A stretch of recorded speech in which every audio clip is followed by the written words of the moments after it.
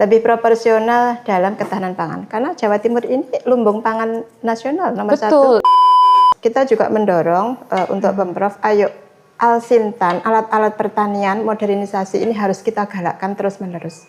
Supaya anak muda kita tuh nggak bosen. Kalau melihat dari sini sebenarnya apa yang membuat anak muda itu artinya enggan untuk mengambil profesi menjadi seorang petani? Apakah mungkin karena memang mohon maaf tidak adanya sosialisasi atau pendekatan secara khusus? Karena nanti saya yakin yang survive di 10 tahun mendatang adalah ini.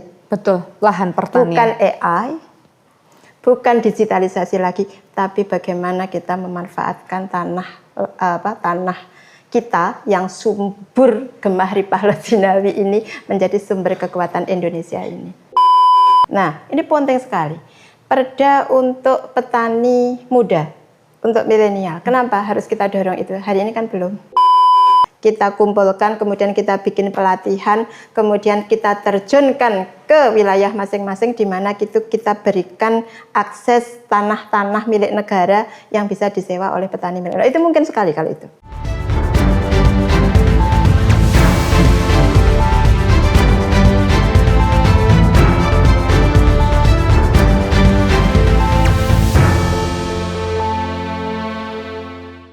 Anda kembali lagi menyaksikan ABTV in Podcast, bukan sekedar bicara, lebih dekat, lebih paham. Enak loh kalau kita itu ngobrol dan artinya obrolan kita itu tentunya memberikan banyak sekali wawasan atau insight buat yang lagi menyimak begitu ya.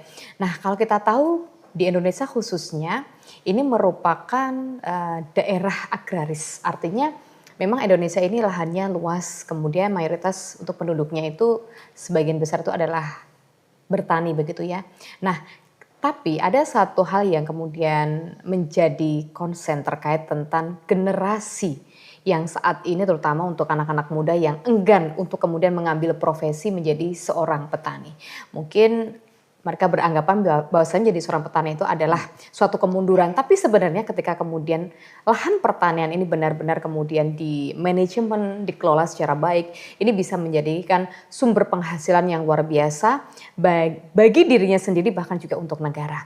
Hari ini kita akan membahas terkait pertanian dan menjadi concern juga bahwasanya pertanian saat ini sangat-sangat perlu kemudian mendapatkan artinya regenerasi berikutnya anak-anak muda yang bisa meneruskan.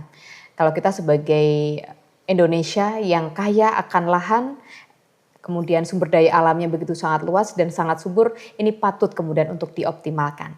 Bersama dengan anggota DPRD Provinsi Jawa Timur, kita hari ini sudah bertemu dengan beliau secara langsung. Beliau adalah Ibu Hajah Roaipun Afif Laha, atau akrabnya kita sapa Bu Nafif, sudah ada di depan saya hari ini. Assalamualaikum. Waalaikumsalam warahmatullahi wabarakatuh. Alhamdulillah, kabar sehat baik? Alhamdulillah, Ibu sehat.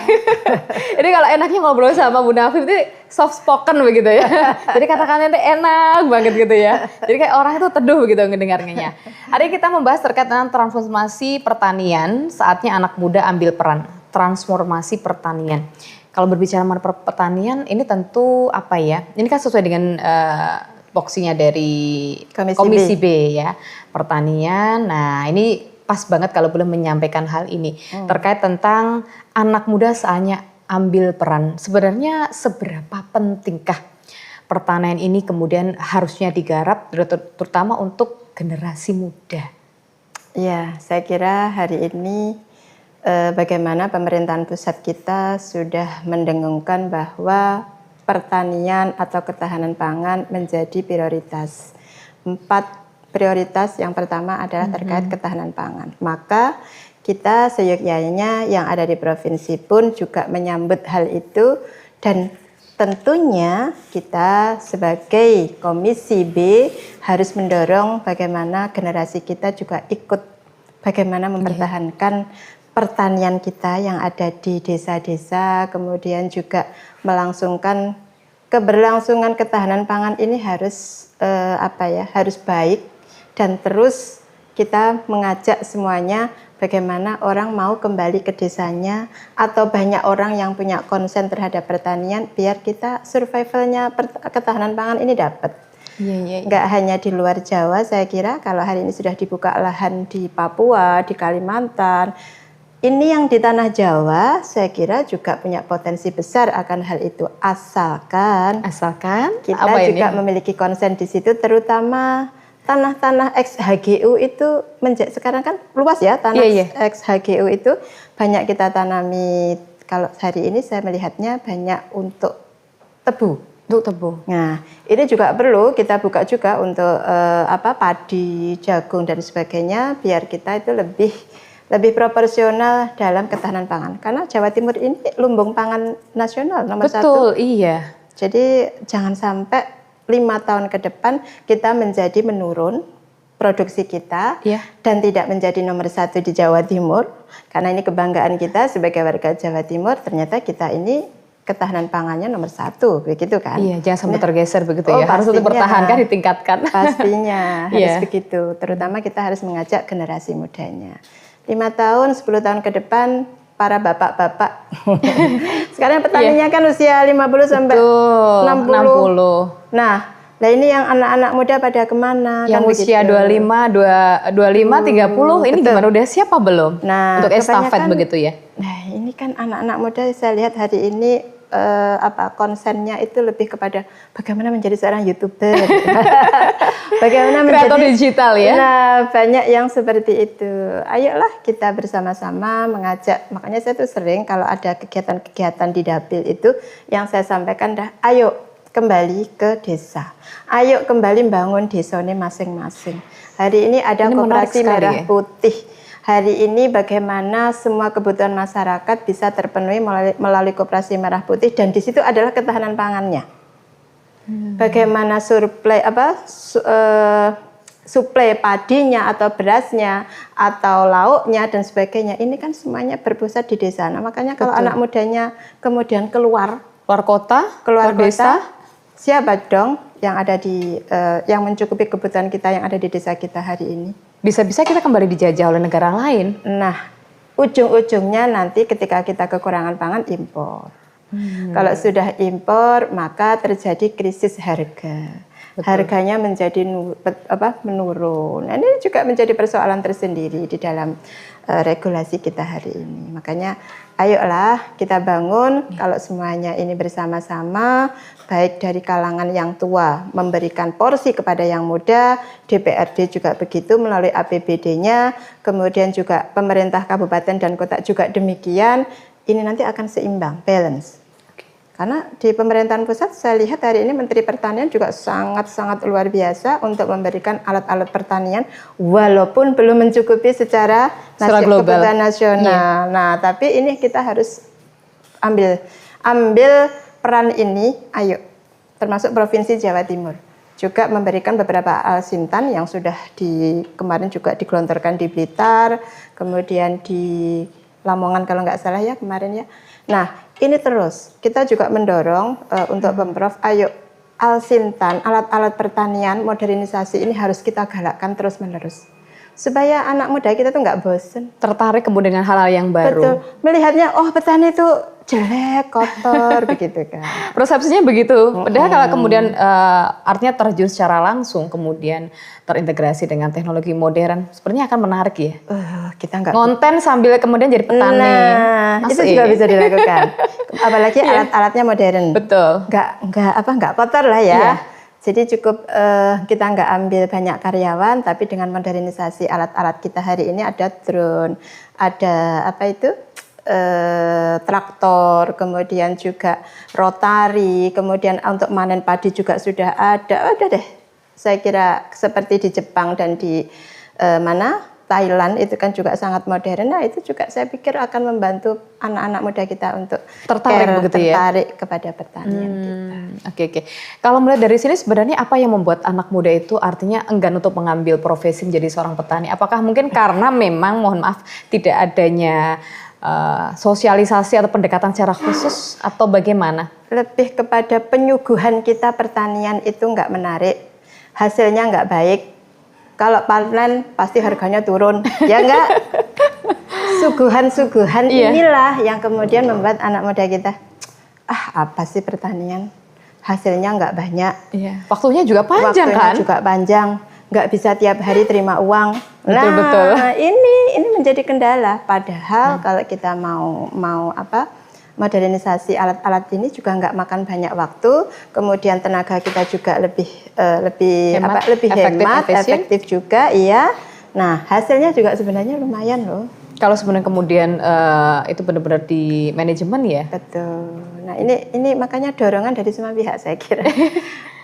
Janganlah untuk mendorong para generasi kita untuk bertani atau mungkin juga terkait perikanan, peternakan. Ini penting banget karena nanti saya yakin yang survive di 10 tahun mendatang adalah ini.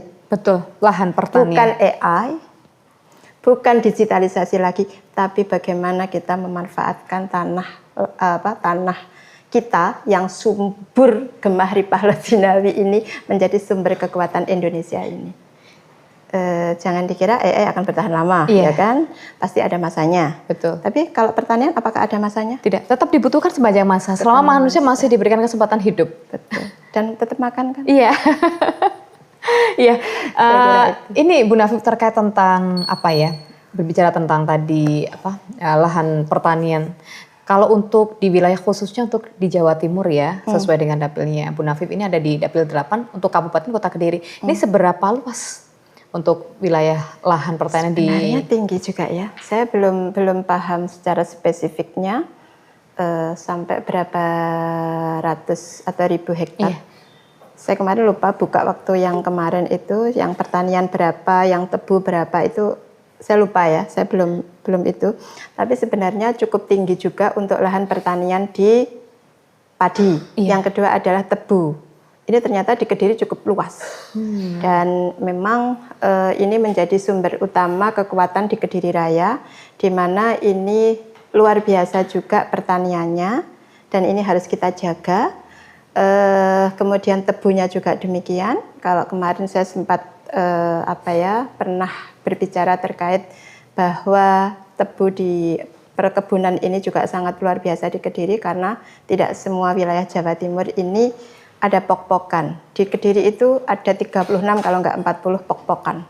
Dan itu tidak ada di wilayah manapun. khusus Selain Kediri. Kediri. Nah, kita patut bangga sebagai warga Kediri makanya begitu ya. Cukup punya nilai saing yang tinggi untuk perkebunan ini di Kediri ini. Kemarin ada Pak Menteri sampai ke Kediri untuk hadir dan kayaknya kunjungan. Mbak Cindy juga yang Alhamdulillah. menjadi MC-nya. Barakallah. Alhamdulillah, sampai Pak Menteri aja ambil Mbak Cindy. Saya pikir ini adalah juga kekuatan perkebunan yang ada di Kediri. Makanya sampai kemudian sidak ke Kediri terkait harga, kemudian juga produktivitas gulanya. Iya. Karena hari ini jujur saja ini agak menurun ya, karena memang panen raya. Menurun untuk dari segi harga dari petani ya. Iya betul. Sekarang panen raya pastilah kita mengalami siklus ini, harganya agak turun, gula banyak, stok gula hari ini banyak, dan ada rafinasi yang kemudian juga menimbulkan sedikit tertekan harga gula. Tapi saya yakin setelah ini akan normal kembali. Kita doakan normal kembali. Amin. Stok gula cukup dan harganya stabil. Dan harganya bagus untuk petani. Bikin senyum petani lah. Gitu kan. Karena pertanian prosesnya kita mengetahui, walaupun saya bukan petani, melihat prosesnya tuh kan mereka cukup waktu lama, hampir 1 tahun. Kalau perkebunan 1 tahun untuk tebu, tapi kalau padi kan cukup 4 bulan. 1 tahun bisa 3 kali. Betul. Jagung, padi itu bisa 3 kali. Makanya banyak petani kita yang suka padi, yang suka jagung, karena memang lebih cepat perputarannya. Kalau tebu kelamaan ya mungkin. Betul. Kembali lagi kita berbicara mengenai generasi muda yang harus kemudian kita bantu untuk kemudian mencintai yang namanya pertanian. Apa yang kemudian bisa dilakukan oleh khususnya untuk Komisi B ini yang bisa kemudian menjadi memberikan semacam istilahnya bantuan kepada mereka sehingga mereka itu bisa memulai dari sekarang. Jangan nunggu tua nanti jadi petani. Iya.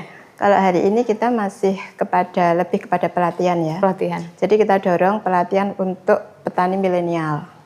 1. Yang kedua alat-alat. Oke. Ini kita upgrade gitu ya. Iya, kita coba untuk bagaimana petani milenial ini bisa mengakses misalkan drone. Kita mupuk nggak perlu sampai begini-begini tapi dengan drone. Dari atas langsung. Dari atas. Kemudian mekanisasinya dengan traktor. Tanam juga begitu, ada mesin tanam. Nah, ini kita coba dorong untuk itu biar Pemprov Jatim lebih apa ya?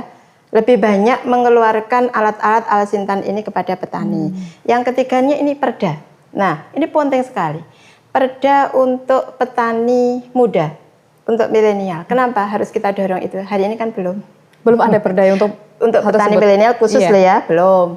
Cuma ini harus kita dorong biar kita beri kesempatan.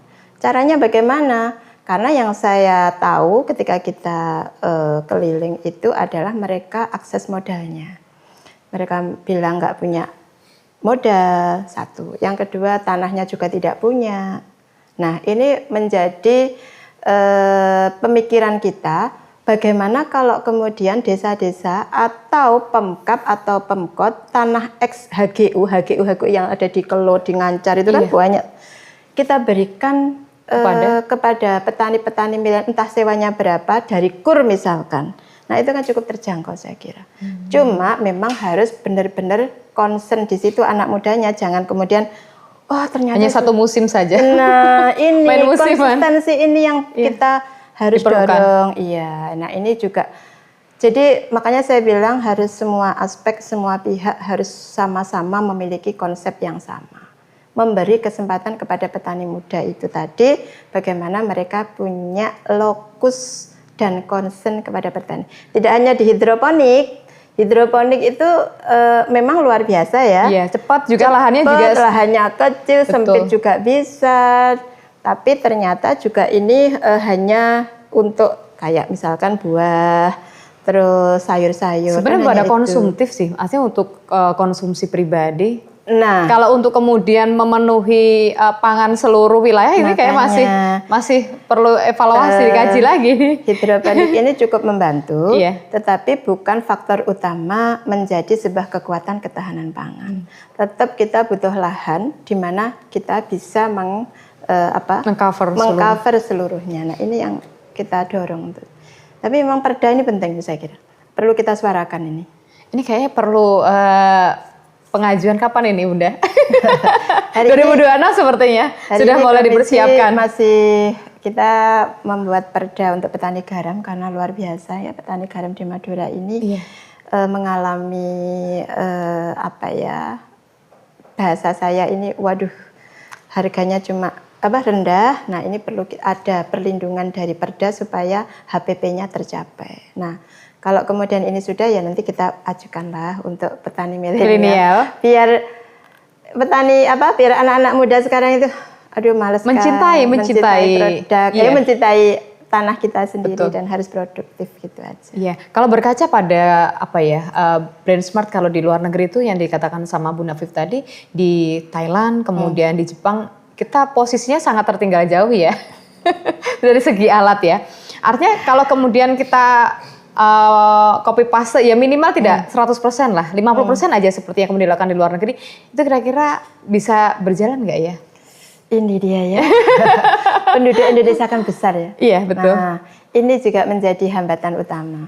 Kalau kita lihat di Jepang itu mereka dari mulai tanam, produksi sampai kalau padi ya, sampai dikeringkan sendiri sampai diproduksi jadi beras sendiri punya semuanya, hilirisasinya itu dapat gitu kan.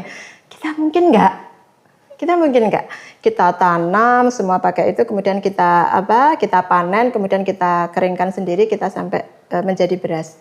Mungkinkah itu setiap penduduk Indonesia atau yang punya concern di situ melakukan itu? Karena kita besar sekali, Mbak.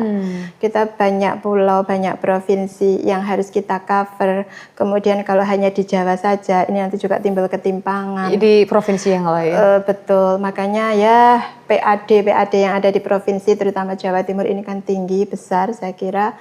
Nah, ini bagaimana dorongan ini menjadi ambillah beberapa kabupaten kota, mungkin 10 atau 20 petani muda, kemudian kita kita kumpulkan, kemudian kita bikin pelatihan, kemudian kita terjunkan ke wilayah masing-masing di mana kita berikan akses tanah-tanah milik negara yang bisa disewa oleh petani milik negara. Itu mungkin sekali kalau itu. Tapi kalau kemudian ke masyarakat langsung kayaknya masih terlalu jauh, terlalu luas dan nanti pasti timbul ketimpangan. Kalau kecuali begitu akan lebih spesifik ya.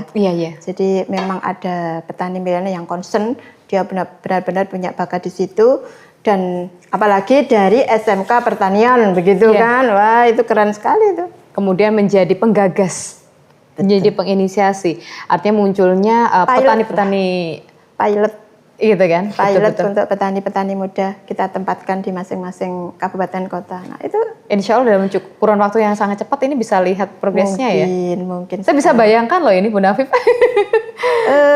Karena apa ya, XHGU ini jujur ya, kalau kita lihat di sepanjang Jawa Timur ini yang memiliki kan tuan tanah. Tertentu saja ya. Anda tetap berkuasa. Nah, coba ini yang siapa yang mampu mengeksekusi? Pastinya kabupaten dan kota. Betul, pemerintah kabupaten dan kota. Ayo, sudah deh, nggak usah disewakan kepada ini, berikan kepada petani milenial, beri garap lahan misalkan per A 1 hektar, dapatnya bagaimana, hasilnya seperti apa, kita coba aja. Ya, kita berikan intensif kepada mereka pasti akan lebih tertarik ya untuk kemudian menjadi petani. Saya kira kok sangat mungkin kalau ini kita lakukan. Ya, petani milenial. Tinggal kemauan aja. Karena saya hampir mengumpulkan beberapa anak-anak muda itu, jujur ya, ini jujur. Waduh Bu, kita nggak punya tanah, nggak punya modal, kita mending kerja yang lain. Masih jawabannya seperti itu. Ini real ya? Iya. Ini real. Realita di lapangan begitu ya? Iya. Nah, ini survei membuktikan. Saya tuh sering kalau di profesi ada solusinya, saya sering mengajak anak-anak muda itu, yang saya tanya itu. Iya, nggak punya lahan. Satu, nggak punya lahan, yang kedua akses modal. Ini mereka berat. Nah, kalau kita nggak pro kepada mereka, pastinya akan sulit untuk menciptakan bagaimana anak-anak muda kita cinta kepada pertanian ataupun perikanan ataupun peternakan. Kalau dari Komisi B sendiri, apa peran yang bisa diberikan? Tentunya kemudian sehingga nanti ada perda yang mengatur, artinya anggaran begitu ya untuk kemudian para petani itu bagaimana ini?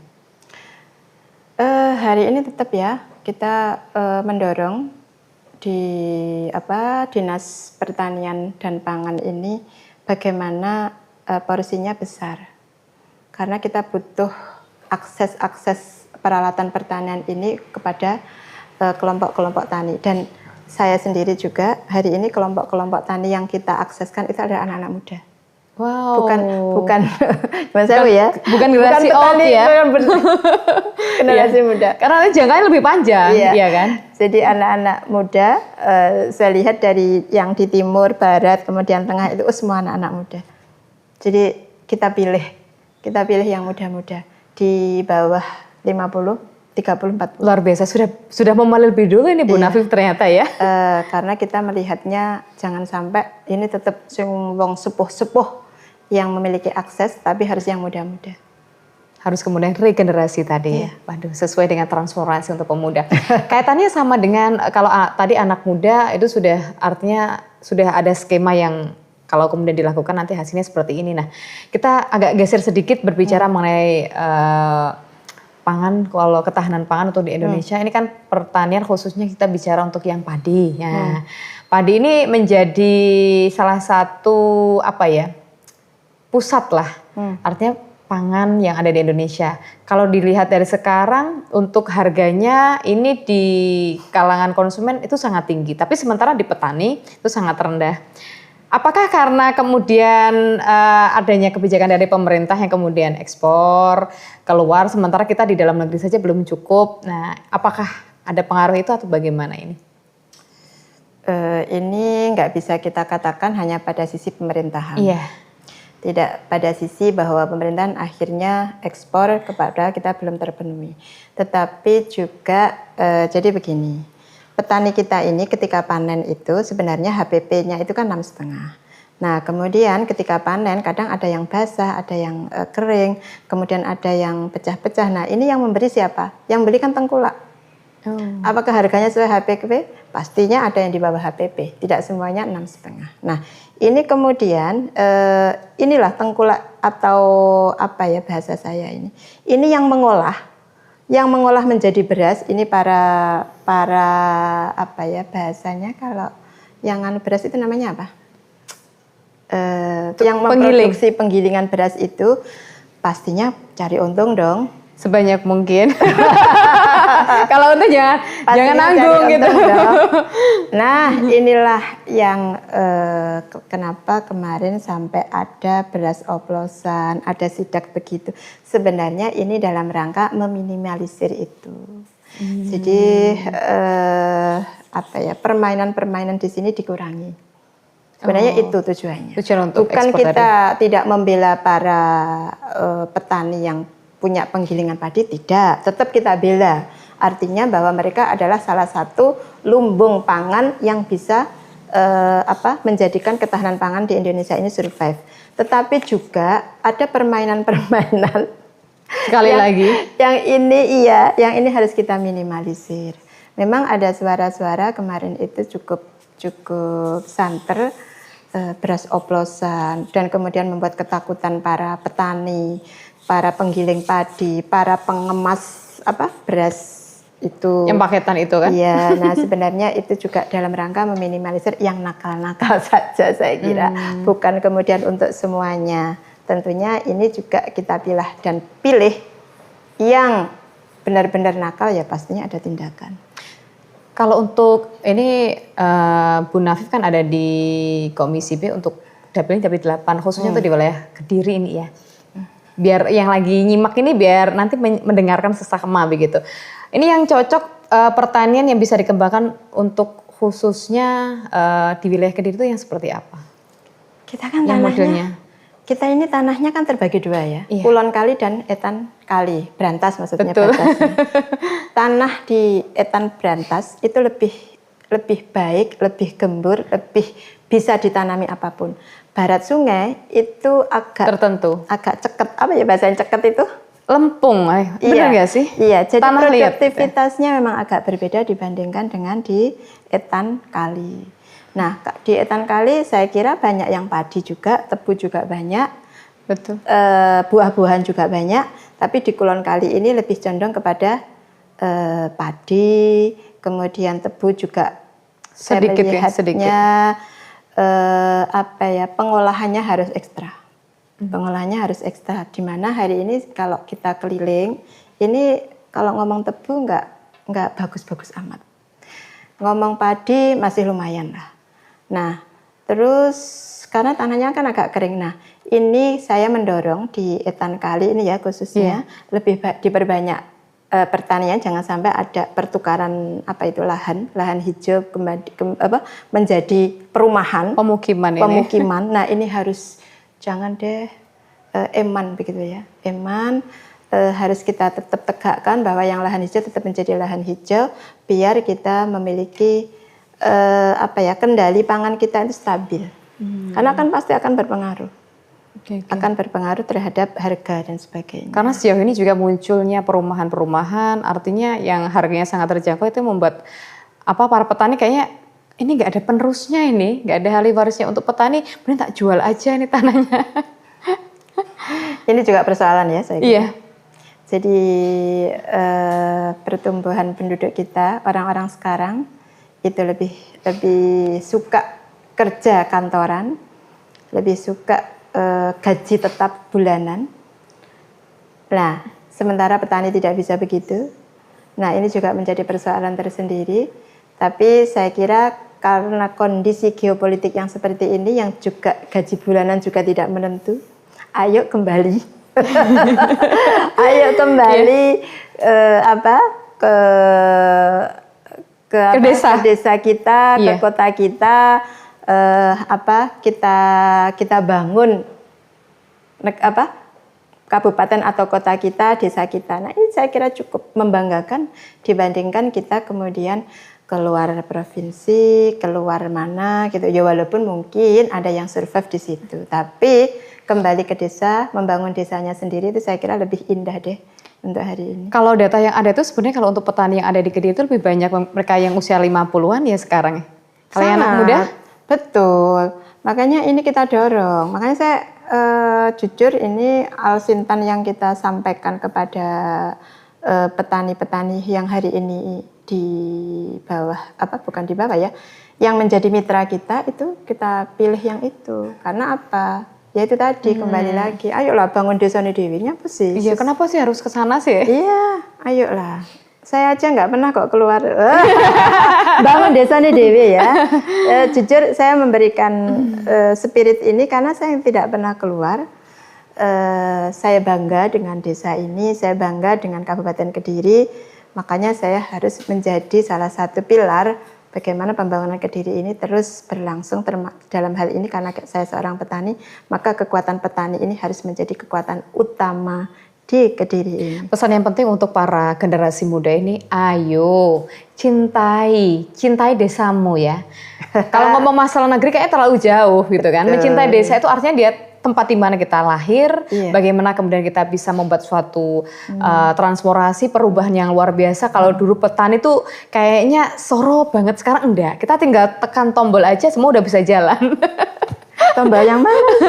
Tekan tombol aja udah. Betul. Nah, misalnya nanam udah langsung, itu kan kalau di luar negeri itu kan saya lihat alat-alatnya canggih ya? Canggih semuanya, canggih, sangat canggih. Ya siapa tahu insya Allah 5 tahun ke depan kita bisa seperti itu. Iya Min. Bu Dewan, ini selain kemudian tadi disampaikan bahwasanya para petani itu memang mereka ada kendala terkait tentang permodalan. Apa yang kemudian bisa dibantu ini selain kemudian dari segi permodalan? Dimintakan bantuan kepada... Ya pastinya bank kita dong. Bagaimana kredit untuk rakyat ini berpihak kepada petani. Bunganya ringan atau mungkin tidak ada bunga. Karena kita harus melihat dari skala usahanya apa. Kalau serius kan mungkin saja. Sekarang kan ada kur tanpa bunga. Ada kur tanpa bunga tapi dilihat kelayakan usahanya. Termasuk dalam hal ini yang sudah berjalan adalah UMKM. Nah kita dorong, ayo ke pertanian. Kan kurnya kita masih, geser itu? Ya, yang tanpa bunga itu masih kur untuk UMKM. Kalau yang untuk pertanian masih belum? Belum. Coba kita geser. Nah ini tugasnya Bu Dewan ya. Bukan kita geser, tapi ada porsi untuk petani milenial atau untuk petani pemula. Nah ini harus berpihak. Kalau nggak berpihak, dari mana mereka? Uangnya dari mana? Betul. Nggak ada. Mereka ada minat, tapi kemudian keterbatasan. Tadi ya poin-poin penting, lahan sudah ada, tapi ternyata modalnya nggak ada. Percuma dong. Mau ditanami apa? Kayak gurun, nggak ada tanaman sama sekali. Betul. Iya. Bu Nafif, kaitannya hari ini terkait tentang transformasi berkaitan tentang pertanian. Ini sebenarnya pengen sih kita berpanjang-panjang, tapi ternyata waktu juga menjadi pembatas kita. Kita akan lanjutkan lagi kapan-kapan ya. Oh, siap. Harapan kemudian terbesar dari Bu Nafif ini sebagai anggota Dewan terkait tentang masa depan, artinya peran anak muda ini dalam pertanian itu seperti apa harapannya? Saya pengen memulai dari hari ini kepada semua anak-anak muda, generasi kita mencoba untuk berpihak kepada petani-petani atau kepada anak muda dengan berbagai hal, termasuk hal ini adalah keberpihakan kita bagaimana Alsintan atau alat-alat pertanian atau kur kepada kita coba channelingkan untuk berpihak kepada mereka supaya ini menjadi kekuatan kita. Jadi jangan sampai kita kemudian anak-anak muda kita tidak ada di desa ini hilang. Yang ada adalah pada generasi tua tapi anak mudanya tidak ada semuanya. Nah ini kita pengen di sini. Contoh konkret aja, coba kita keliling di Kediri ini. Banyak kan anak-anak muda yang kemudian tidak mau bertani tetapi lebih kepada aspek lain. Nah ini kita dorong untuk itu. Apalagi kita di Komisi B ya, ayo semuanya kita mencoba untuk berpihak kepada Anda semuanya. Semangat. Luar biasa, ini motivasi dari Bu Dewan ini. Harus semangat untuk bertani. Ya. Terima kasih hari ini Bu Nafif. Sudah memberikan banyak sekali gambaran terkait sebenarnya bagaimanakah potensi pertanian yang ada di Indonesia, kemudian peran seperti apa yang seharusnya diambil oleh generasi muda sehingga bisa menciptakan yang namanya hasil pertanian yang tentunya luar biasa ketika kemudian benar-benar di manajemen dan juga dilakukan secara baik begitu ya.